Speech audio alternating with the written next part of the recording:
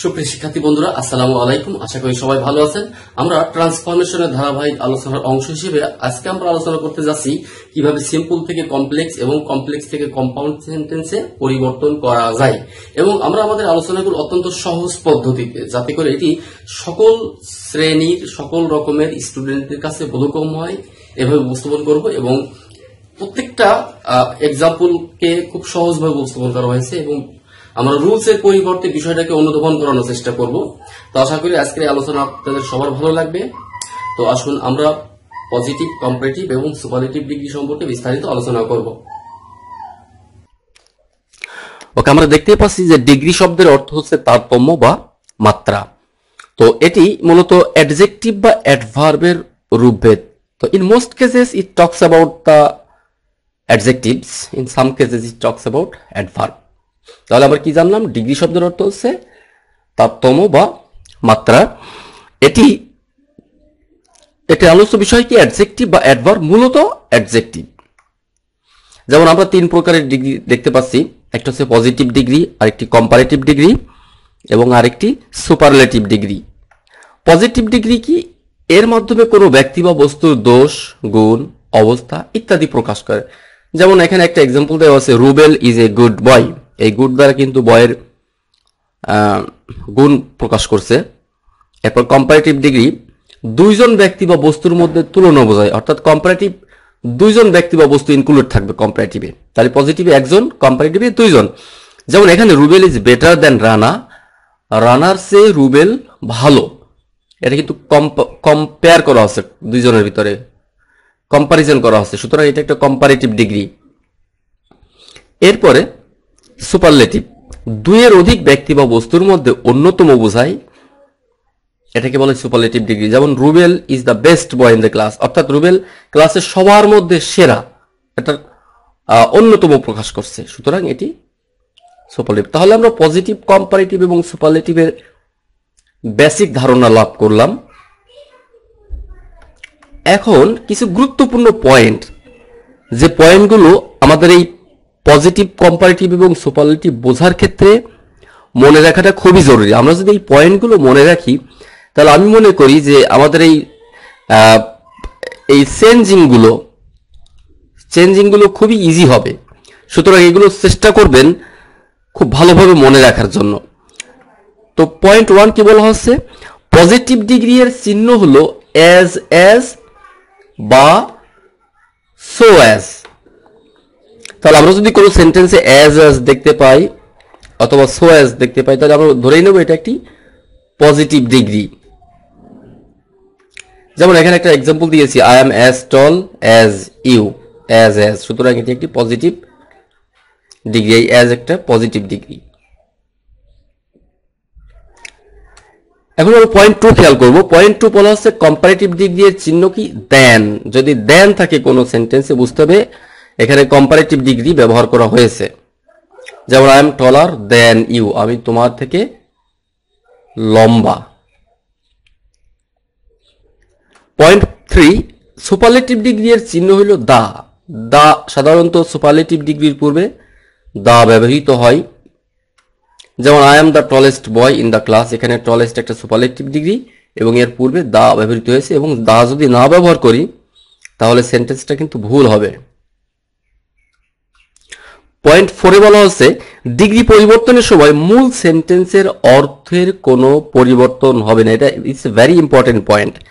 Degree পরিবর্তনের সময় মূল সেন্টেন্সের অর্থের কোনো পরিবর্তন হবে না, অর্থাৎ আমরা সেন্টেন্সকে চেঞ্জ করব, ডিগ্রি চেঞ্জ করব, বাট অর্থের পরিবর্তন করা যাবে না। যেমন এখানে আমরা পজিটিভ ডিগ্রি, কম্পারেটিভ ডিগ্রি এবং সুপারলেটিভ ডিগ্রি তিনটা এক্সাম্পল খেয়াল করছি।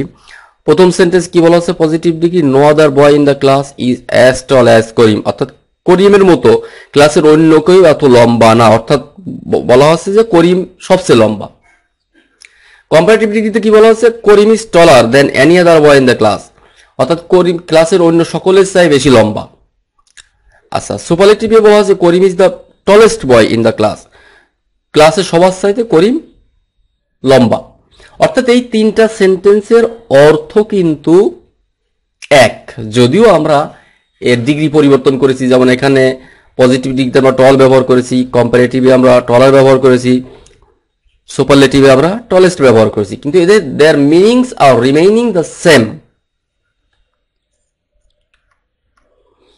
পয়েন্ট 5 কি বলা হচ্ছে, পজিটিভ ডিগ্রি এর অবজেক্টকে কম্পারেটিভ এবং সুপারলেটিভের সাবজেক্ট করতে হবে। এটা কিন্তু খুব গুরুত্বপূর্ণ। পজিটিভ ডিগ্রি এর অবজেক্ট যেটা থাকে, আমরা যদি এটাকে কম্পারেটিভ এবং সুপারলেটিভ ডিগ্রিতে পরিবর্তন করতে চাই, তাহলে এগুলোকে সাবজেক্টে পরিবর্তন করতে হবে। যেমন এখানে আমি আগের এক্সাম্পলগুলো এখানে দেখাচ্ছি। পজিটিভ ডিগ্রিতে বলা আছে no other boy in the class is as tall as Karim. এখানে করিম কিন্তু একটা অবজেক্ট, করিম এটা অবজেক্ট, এই যে এখানে অবজেক্ট লিখে দিয়েছি। দেখুন কম্পারেটিভে করিম কিন্তু সাবজেক্ট হয়েছে, আবার সুপারলেটিভেও করিম কিন্তু সাবজেক্ট হয়েছে। আশা করি বুঝতে পেরেছেন। তাহলে পজিটিভ ডিগ্রির অবজেক্ট কম্পারেটিভ এবং সুপারলেটিভে সাবজেক্ট হবে। আবার উল্টা চিন্তা করতে পারি যে কম্পারেটিভ এবং সুপারলেটিভের অবজেক্ট পজিটিভ আবার সাবজেক্ট হয়ে যাবে। পয়েন্ট 6 এটি খুব গুরুত্বপূর্ণ, এই ভুলটা আমরা অনেক সময় করি। Very few, than most other, than all other, one of the, of all, এগুলোর পরে কিন্তু প্লুরাল নাউন ব্যবহৃত হবে, বহুবচন। যেমন এক্সাম্পল দেওয়া আছে ভেরি ফিউ বয়েজ, এখানে কিন্তু ভেরি ফিউ বয় দিলে হবে না, অফ অল গার্লস হবে, অফ অল গার্ল দিলে হবে না। কিন্তু নো আদার, দেন এনি আদার, এগুলোর পরে কিন্তু সিঙ্গুলার নাউন ব্যবহৃত হবে। তাহলে কি নো আদার বয় হবে, বয়েজ হবে না কিন্তু। তাহলে আমি আবার বলি very few, than most other, than all other, one of the, of all, এগুলোর পরে প্লুরাল নাউন ব্যবহৃত হবে। কিন্তু নো আদার, দেন এনি আদার, এগুলোর পরে কি হবে, সিঙ্গুলার নাউন ব্যবহৃত হবে। তাহলে এই 6টা পয়েন্ট কিন্তু আমাদের জন্য খুব গুরুত্বপূর্ণ। এখন আমরা রুল 1-এ যাব। পজিটিভ ডিগ্রিতে যদি নো আদার থাকে, তাহলে কম্পারেটিভ ডিগ্রিতে দেন এনি আদার ব্যবহৃত হয়, আর সুপারলেটিভে দা প্লাস সুপারলেটিভ, নরমালি যেটা হয়ে থাকে। যেমন আমরা 1 নম্বরে কি বলা আছে, পজিটিভ ডিগ্রিতে no other boy is as good as Salam, এখানে নো আদার আছে এবং এখানে অ্যাজ অ্যাডজেক্টিভ অ্যাজ আছে।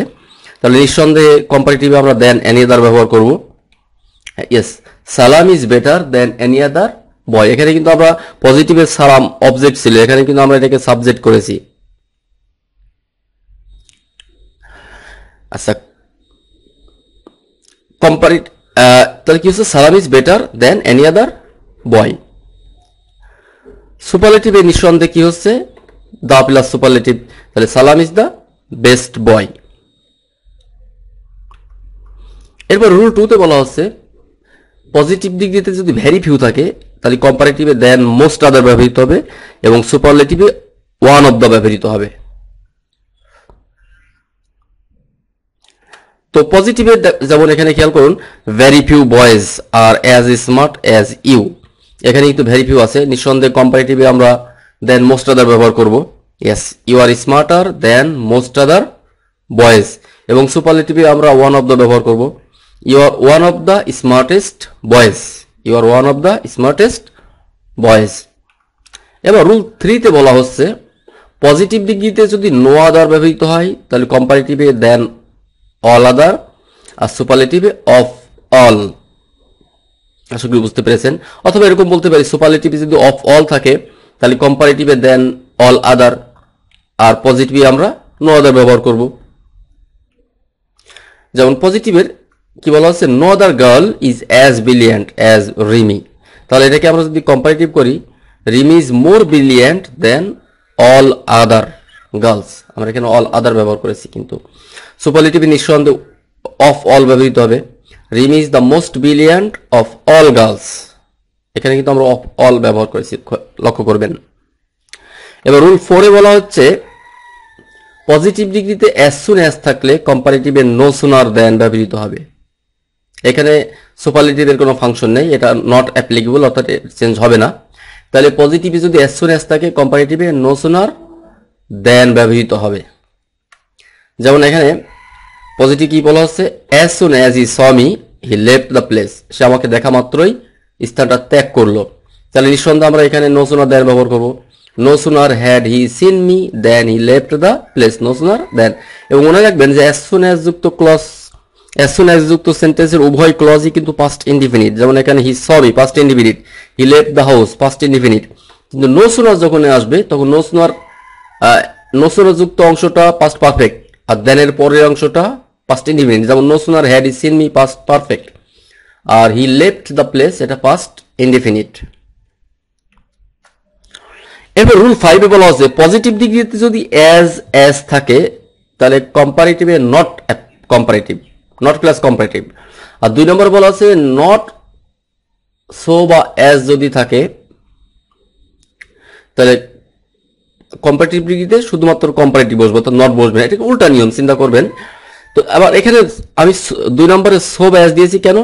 নেগেটিভ সেন্টেন্সের ক্ষেত্রে আমরা অ্যাজও ব্যবহার করতে পারি, আবার সো অ্যাজও ব্যবহার করতে পারি। তাহলে নেগেটিভের ক্ষেত্রে আমরা অ্যাজও ব্যবহার করতে পারি, সো ব্যবহার করতে পারি।